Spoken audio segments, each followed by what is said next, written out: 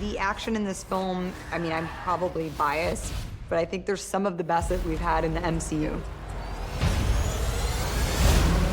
When you read it on the page, you're like, chase through Budapest, like, that seems cool. And then you get, you know, right before you're shooting it, you're like, how are we gonna be on the street? It's gonna be crazy. How are we gonna shoot this? It's so aggressive. It excels and moves the entire storyline into the main part of the film, and it's just one car chase. Okay, you got a plan, or shall I just stay duck and cover? My plan was to drive us away. And that's cool.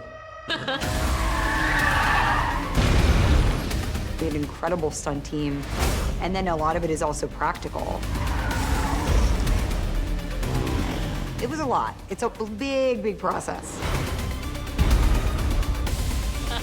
It was so exciting to do, and all the stunt people were just so happy and excited that we wanted to be a part of it. They are incredible athletes themselves, and it's been a total joy being able to see what they're willing to do for a shot as well. What? What? I'm so happy with how it all came out. It was something I'd never experienced before. It's unfinished business.